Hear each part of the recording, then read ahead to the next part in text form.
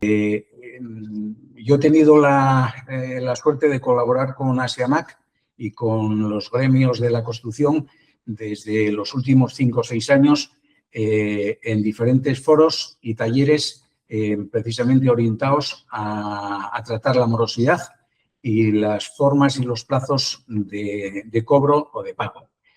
En esta ocasión voy a dar entrada y presentar a su vez a una persona que es toda una experta en el tema de la morosidad.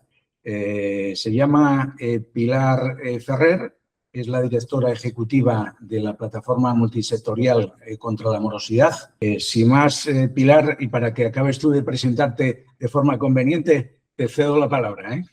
Mil gracias, Luis. De verdad, agradecer muchísimo a SEAMAC y a ti darnos esta oportunidad de que podamos hablar de este tema que es tan importante para todos y especialmente para nuestras pymes. Fíjate que para la plataforma es fundamental obtener información directa de primera mano de las cosas que os están ocurriendo, porque nosotros con esa información podemos acceder, tenemos la suerte de poder acceder a niveles en los que podemos hacer denuncias sobre los casos abusivos que os están sucediendo y además taparos, o sea, hacemos de pantalla para las empresas porque es la propia asociación la que hace la denuncia. Por lo tanto, a mí conseguir hablar con vosotros es, vamos, una fuente de información inagotable y estoy segura de que vamos a conseguir muchos datos que no solo tú, sino que los nos escuchen por ahí van a poder ofrecernos para poder seguir denunciando lo que está sucediendo en España con los plazos de pago. O sea que, fenomenal, encantada de que me cuentes todos tus problemas relacionados con la morosidad y yo aportaré la visión, lo que se está trabajando por ahí fuera, no solo en España cada vez menos en este sentido, sino también en el resto de Europa. Muy bien. Bueno, yo quisiera empezar con mi exposición haciendo un pequeño reflexión y comentario. Todo lo que podamos anticipar en el sentido de la prevención va a redundar en la consecución y en la mayor eficiencia en parar o mitigar los efectos adversos que puede tener la morosidad, ¿no? Hay en la red, en Google, hay manuales numerosos, guías, tips, recomendaciones que hablan de la morosidad y algunos de ellos de autores muy reconocidos y con mucho prestigio. Es decir, el papel y la teoría la tenemos a nuestra disposición todas las empresas. Lo más importante es, partiendo de ello, adecuar el modelo de negocio o los protocolos establecidos que cada empresa, en función de su tamaño, de su tipología, de su estructura, quiera definir o tenga que definir y que sean de aplicación práctica.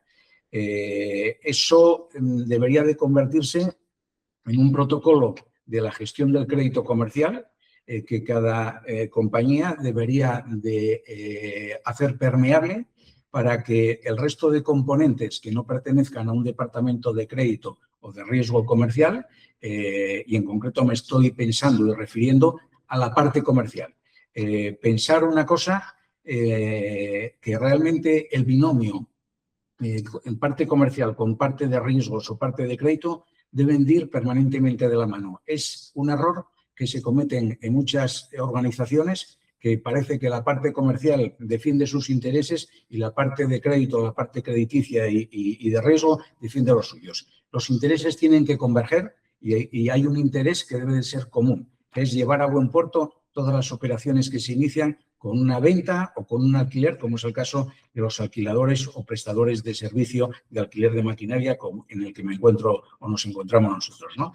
Ese es Fíjate que es importante todo lo que estás contando, porque es que el entorno, o sea, he visto empresas en las que incluso había problemas internos entre sus trabajadores porque esto genera, o sea, efectivamente lo que tú dices, yo quiero vender y el otro quiere que las cuentas salgan, ¿sabes? Como que no. Entonces, y de hecho, eso, elevándolo a un nivel superior, es un poco lo que pasa en el conjunto de España y en otros muchos países de la Unión Europea.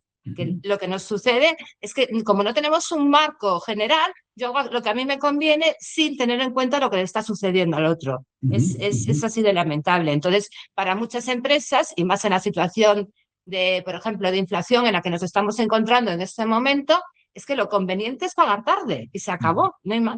Mejoran sus ratings, mejora todo en su balance. Sin Y duda. entonces, pues voy a conseguir mejores créditos si no te pago. Así está sucediendo. Sin duda, sin duda. Sin duda. Yo creo que compartimos la misma idea y evidentemente, esto es un hecho que desgraciadamente existe en más empresas de las deseables y que hace que muchas veces pondere más el afán de hacer el negocio rápido y fácil que el hacer el negocio bien. Y el negocio bien, como digo siempre yo, una venta o una prestación de un servicio no finaliza hasta que no se cobra el mismo.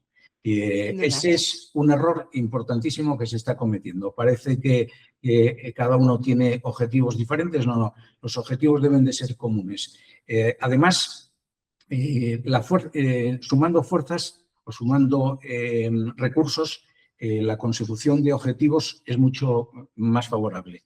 Es decir, si un moroso se detecta y interviene la parte comercial e interviene la parte de crédito o de riesgo comercial, sumando esfuerzos y sumando recursos de una parte y de la otra, probablemente se consiga solventar esa incidencia con mayor probabilidad que si no fuera así. Esto es una realidad demostrable y que yo creo que está a la vista de todos, ¿no? Que cada empresa puede definir el suyo, más o menos, pero que implicaría tener la mayor información posible de esos clientes. ¿Cómo? Hay numerosas fuentes para acceder a la información de los clientes.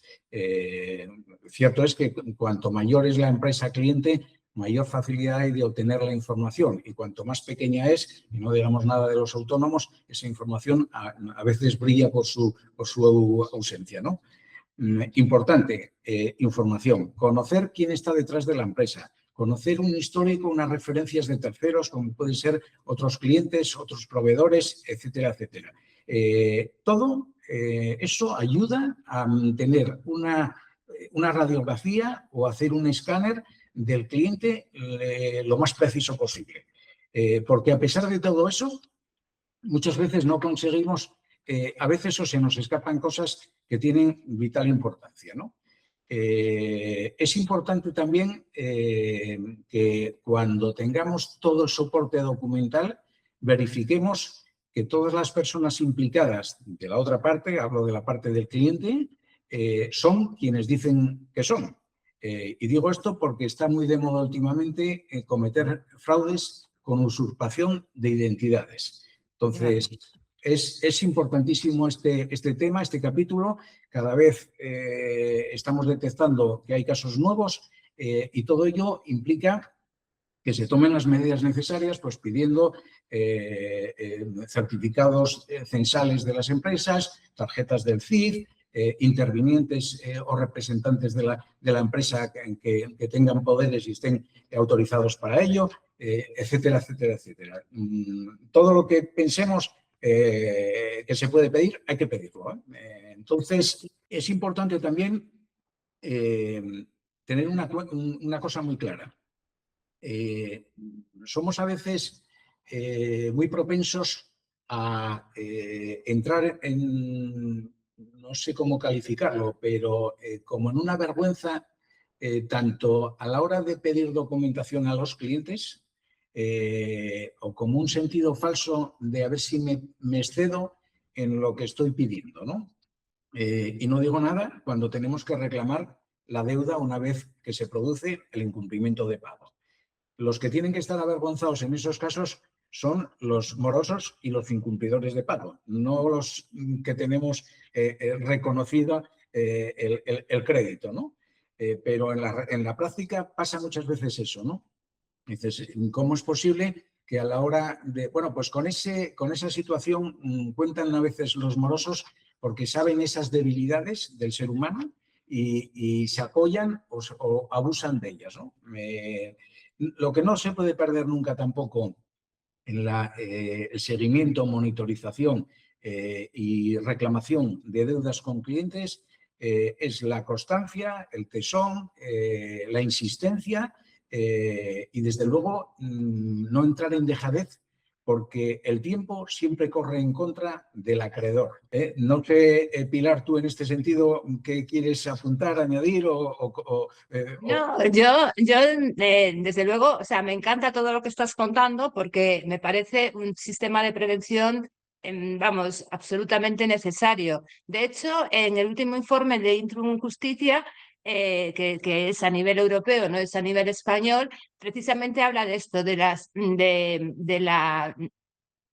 interés que están poniendo los directivos en mejorar los plazos de pago, en analizar el riesgo que están entregando y en mejorar sus sistemas para que ese checklist del que estabas hablando funcione de la manera más automática posible y te genere el mayor tipo de información. Estoy segura que de aquí a un tiempo esta parte, que será corto seguramente, sistemas como la inteligencia artificial nos van a poder ayudar muchísimo. Yo estoy convencida, porque además ya he empezado a ver cosas de ese estilo, que para empresas pequeñas la inteligencia artificial podrá convertirse en una especie de gestor de riesgos financieros, o sea, simplificando mucho los procedimientos y ayudándote un montón, porque además de alguna manera va a tener información acumulada y generada. Nosotros, por nuestra parte, desde la plataforma, lo que hacemos es intentar ayudaros modificando el marco legal, que sabemos que no es bueno. Tenemos la ley 15/2010, que bueno, fijó unos plazos de pago, fijó una serie de condiciones que en principio eran correctas, estaban bien para todo, pero sin embargo no tiene aparejado un régimen sancionador.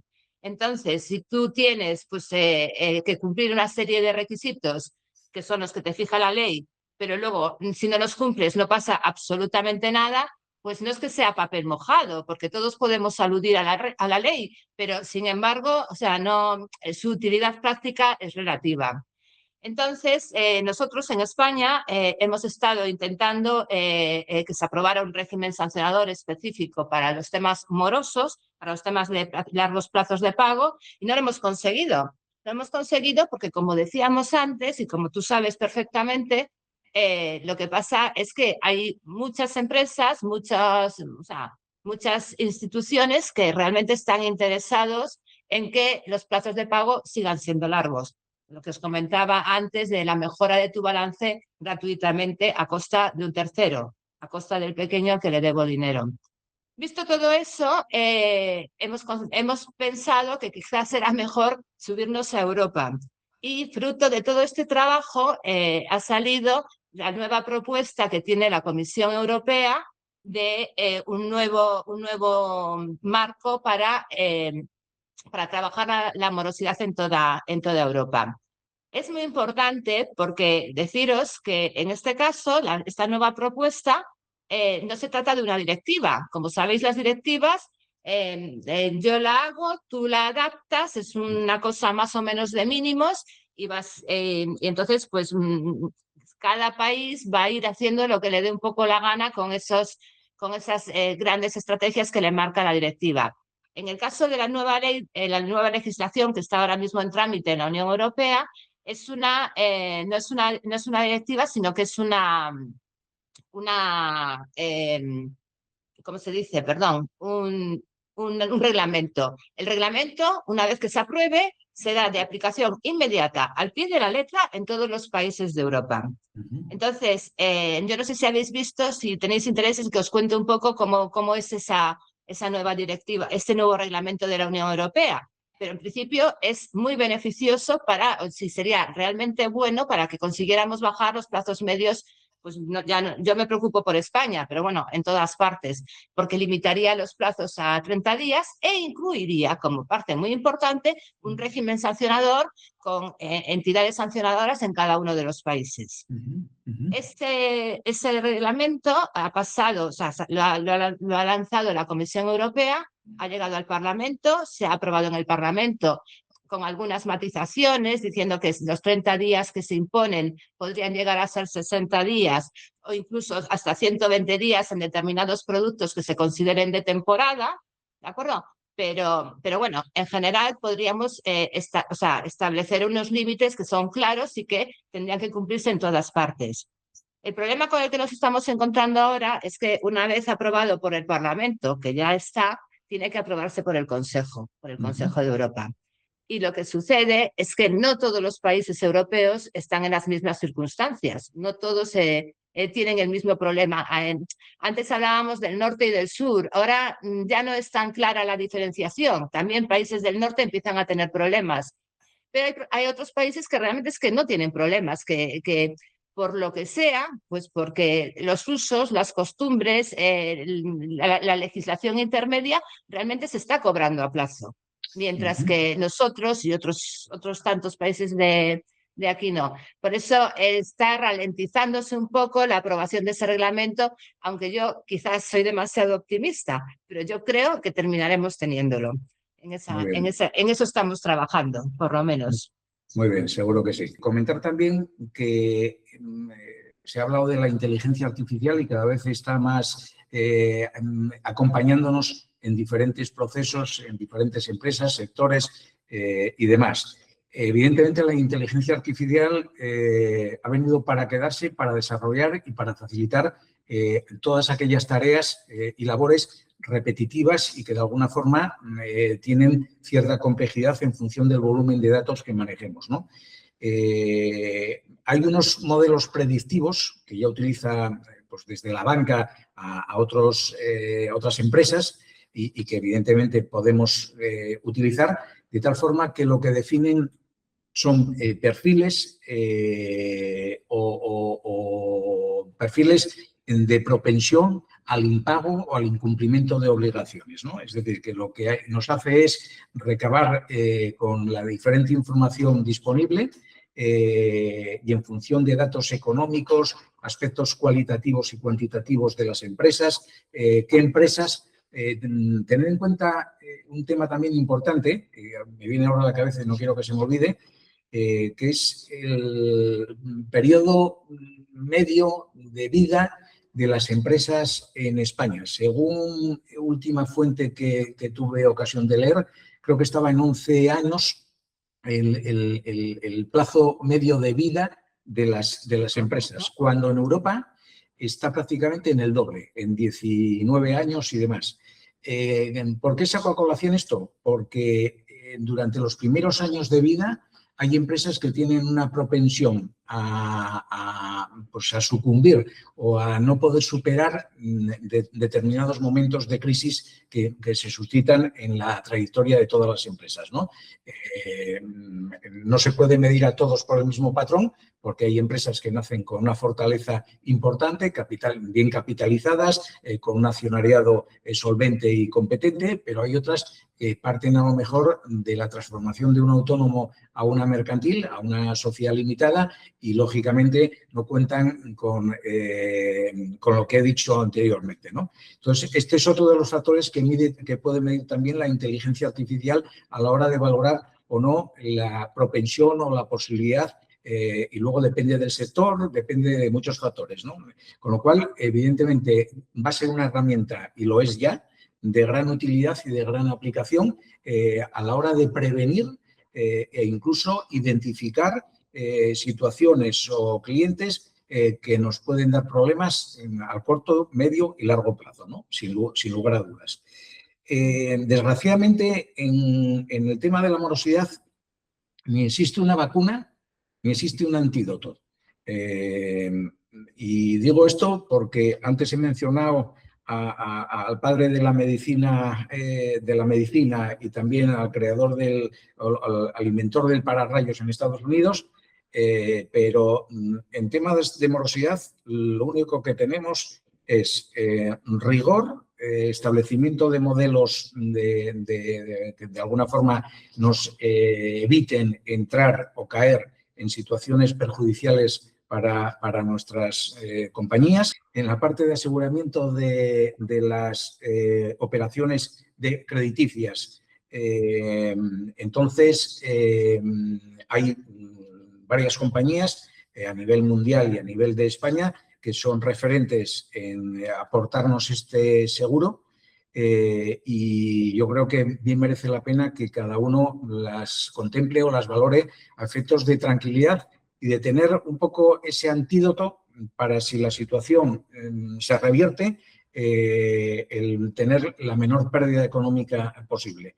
Ello no es garantía de que tengamos arreglado el tema de la morosidad, ni mucho menos, porque primero eso tiene un peaje y unos costes, y segundo, no se trata de coger y pasar a siniestros todos los clientes que entren en situación de retrasos en los pagos. Por eso conviene primero hacer los deberes, y los deberes se hacen con ese rigor que antes comentaba, marcando las pautas, siendo muy eficientes a la hora de emitir las facturas para que no haya rechazos por falta de discrepancias con la parte de los clientes, etcétera, etcétera. Evitar todo aquello que pueda propiciar que los clientes justifiquen sus demoras por fallos que hemos cometido nosotros, que muchas veces ocurre, es decir, errores en facturación, etcétera. El automatizar todos los procesos y digitalizar toda la documentación ayuda a que verdaderamente todo este flujo y circuitos se acorten y sean mucho más eficientes en la consecución del objetivo que persiguen, ¿no? Es importante. Fíjate que te estoy... Ay, perdona. No, sigue que yo si no me cortas. No, que estoy oyéndote y se me está ocurriendo una cosa de la que no habíamos pensado hablar. ¿Sabes quién es el mayor comprador de España? ¿Sabes quién es, no? Las administraciones públicas. Sí, sin duda, Las claro. administraciones públicas que debieran ser el ejemplo en esta materia para el resto, son unos expertos en hacerte retrasar que tú puedas meter la factura en el sistema, en complicarte un poco la existencia para que te la devuelvo, no está bien, no sé qué, me falta la certificación, tal, eso. Esos jamás van a aparecer como posibles clientes de riesgo en ninguna parte, y sin embargo tenemos un riesgo enorme asociado a ellas. Es así, si tú te fijas en las cuentas, cuando por ejemplo, a España, el Ministerio de Hacienda publica todos los meses los plazos medios de pago de práctica, o sea, las principales administraciones públicas, ayuntamientos, comunidades, empresas públicas, tal, son en general muy buenos, han ido mejorando en los últimos años de una manera importantísima, muy buenos. Ahora, cuando nosotros hacemos nuestra encuesta, la encuesta que hace la plataforma todos los años, y vemos que no solamente sucede en España, sino que sucede en otros muchos países europeos, exactamente lo mismo, los plazos de pago que obtenemos no tienen absolutamente nada que ver con los que está mostrando la administración. Claro, aquí es evidente que nuestra muestra es mucho más pequeña, está un poco sesgada, porque en general nos dirigimos a empresas más pequeñas que no tienen los mismos problemas que las grandes, y luego además lo fundamental, lo más importante es que nosotros, cuando alguien contesta mi encuesta, dice, oye, a mí me deben dinero desde que entregué el bien o produje el servicio, desde ese día, o todo lo más desde el día que te emití la factura. Mientras que la administración dice, hasta que la factura no esté correctamente incluida en mi sistema, yo no debo aquí nada a nadie. Es que por eso es fundamental que consigamos entre todos mejorar la normativa, mejorar los sistemas, mejorar las mediciones y que eso sea un ejemplo para el resto de los